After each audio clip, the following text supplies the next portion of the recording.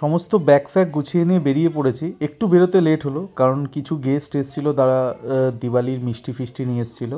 Generally আমি ট্রেনে করেই বাড়ি যাই, কিন্তু যেহেতু আজকে অনেক লাগেজ ছিল ওই জন্য আমি স্কুটিতে করে নিয়েই বাড়ি যাচ্ছিলাম। আমার বাড়িটা অ্যাকচুয়ালি একটু দূরে, এটা কলকাতা থেকে 70 কিলোমিটার দূরে, শিমুরালি বলে একটা জায়গায়। এটা অ্যাকচুয়ালি গ্রাম, নদিয়ারই।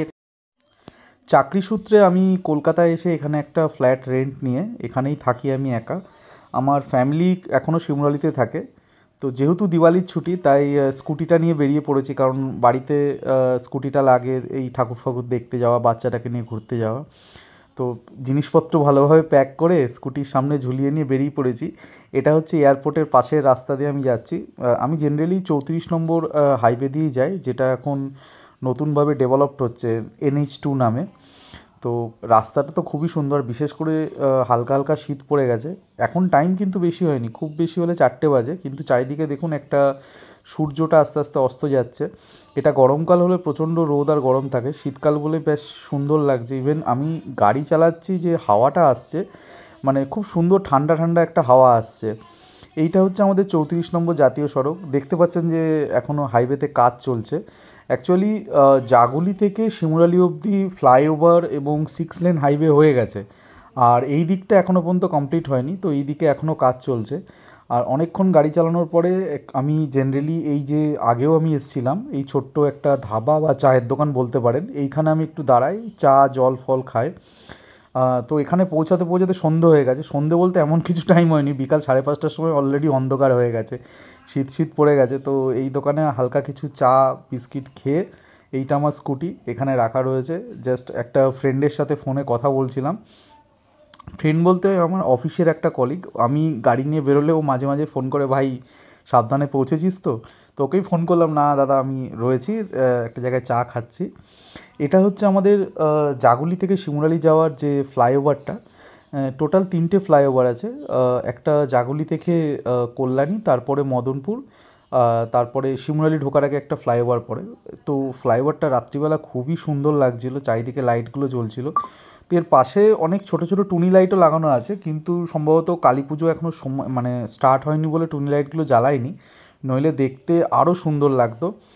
তো প্রথম দিকে রাস্তাটা খারাপ থাকার জন্য খুব একটা জোরে চালাতে পারিনি, বাট এখানে রাস্তাটা খুবই সুন্দর, তাই একটা কমফোর্টেবল ভাবে আমি চালিয়ে যেতে পারছি। তো বাড়িতে বলে দিয়েছি আমি আসছি, সবাই অপেক্ষা করে রয়েছে বাড়িতে অনেক দিন পরে, কারণ লাস্ট উইক আমার বাড়ি ফেরা হয়নি, আমি অফিসের একটা কাজে নেপালে গেছিলাম। তো এই হচ্ছে আমার বাড়ি, আমার ছোট্ট হোম। এটা মাই সুইট হোম, আমার বাড়ি ঢোকার রাস্তাটা।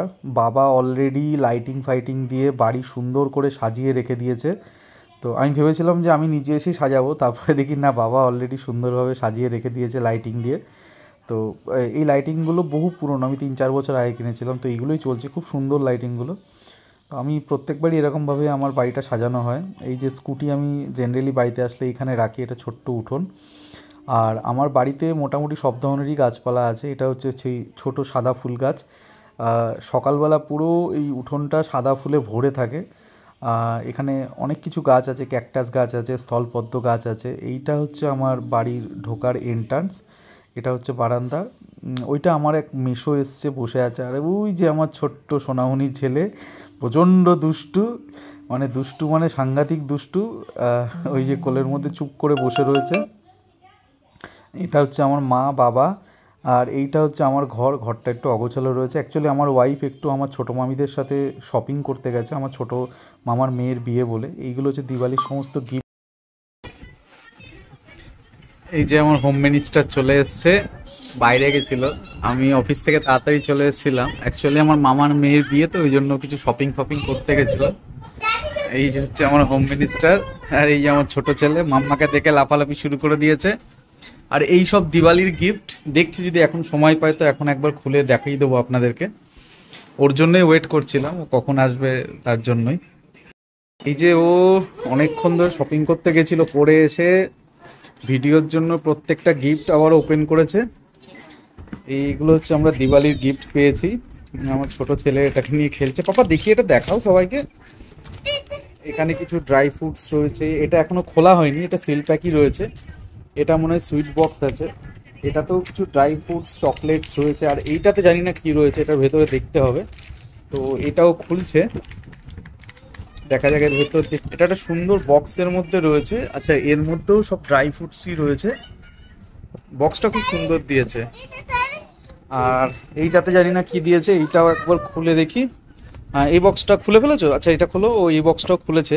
আচ্ছা, এটাতেও সেম ড্রাই ফ্রুটসই সব রয়েছে, আর এটাতে ড্রাই ফ্রুটস রয়েছে, কিছু চকলেটসও রয়েছে, এটাতে অনেক কিছু রয়েছে।